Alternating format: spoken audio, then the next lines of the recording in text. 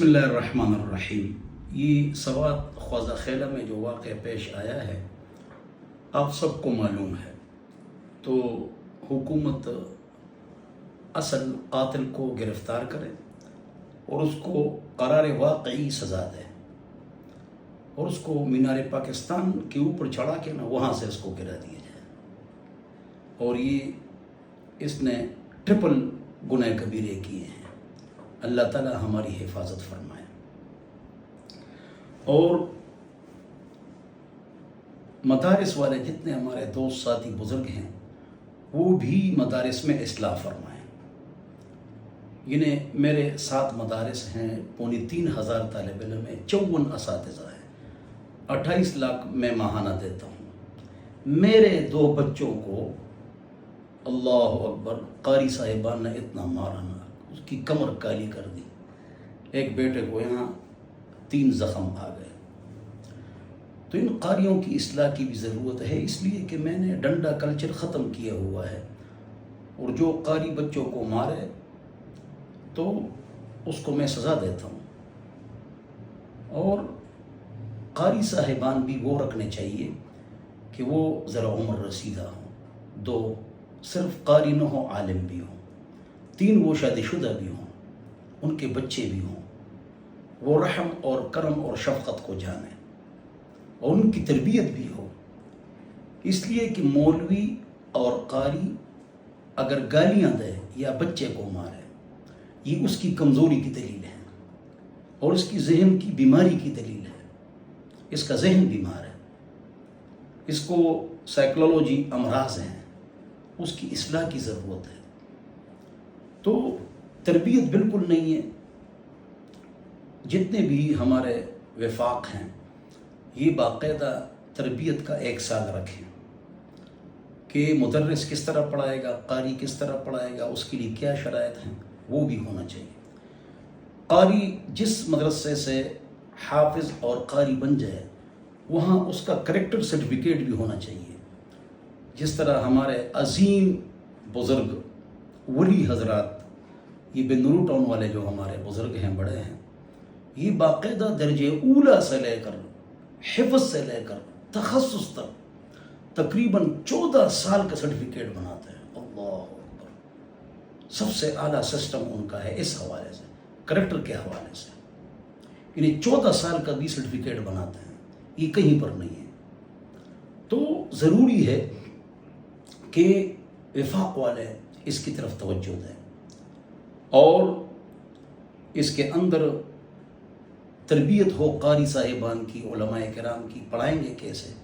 ایسے پڑھائیں کہ طالب علم کو گالی بھی نہیں دی جائے، پٹائی بھی اس کی نہ کی جائے، اور اس کی تربیت بھی کی جائے، اور وہ اچھا بہترین حافظ، قاری، عالم، مفتی، AA، PhD، CSS اور انگلش اور عربی میں تقریر کرنے والا ہو۔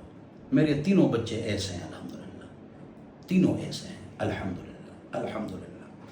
تو جواب یہ ہے کہ بہت تربیت کی ضرورت ہے اور اپنی کمی کو تسلیم کرنا چاہیے۔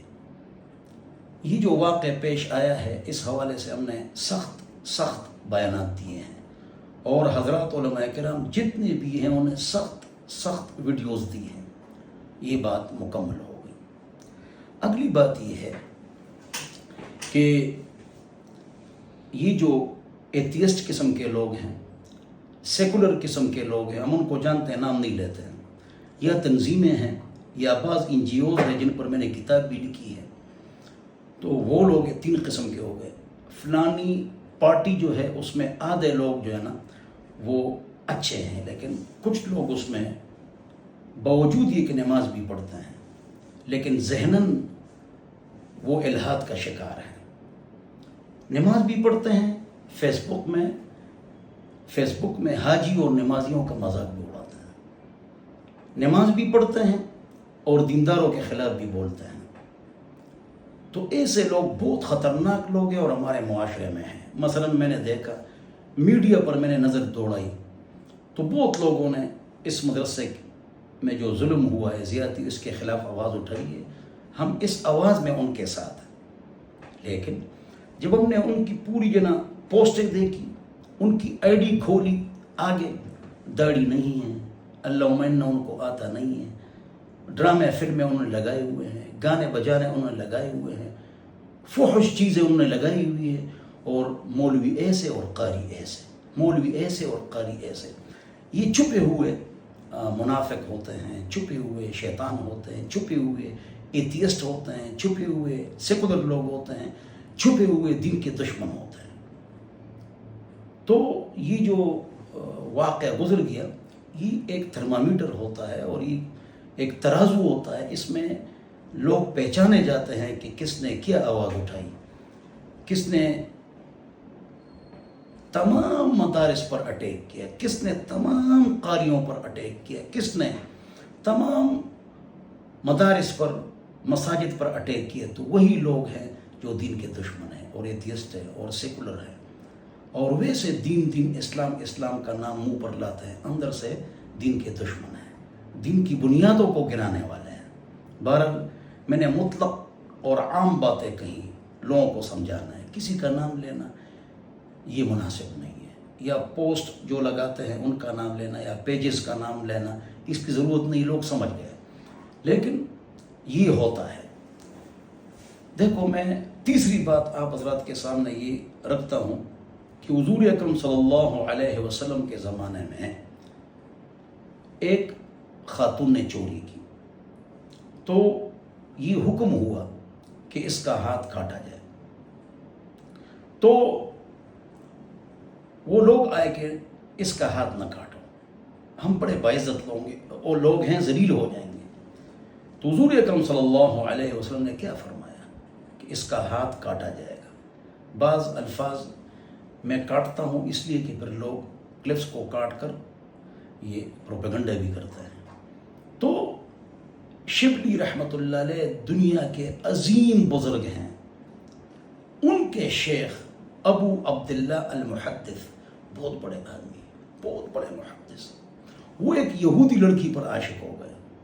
وہ ساری احادیث کو اس نے بھلا دیا اور اس نے خنزیروں کو چڑھایا، نعوذ باللہ من ذالک. اتنے گناہگار بن گئے، اور تاکہ وہ یہودی لڑکی اس کو مل جائے.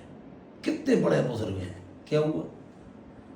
تو جواب یہ ہے کہ عالم اور غیر عالم، قاری اور غیر قاری میں فرق یہ ہے کہ قاری اور عالم سے ضرور گناہ ہوں گے لیکن کم ہوں گے. یہ سزائیں تو اس لیے اتری ہیں، اور عام لوگوں سے زیادہ ہوں گے. ہم آپس میں محبت کریں گے، جنگ کے اصل نصر بھی. تو اسی طرح اس کا الٹ یہ ہے کہ ہم کو اس طرح نہیں کرنا چاہیے کہ عین موقع پر جانا خبث باطن کو آپ نکال کر مدارس، علماء کرام، حافظوں، عالموں کے خلاف آپ بولیں. تو جواب یہ کہ آپ میں گڑبڑ ہے اور آپ نے مرنا ہے اور آپ نے جواب دینا ہے.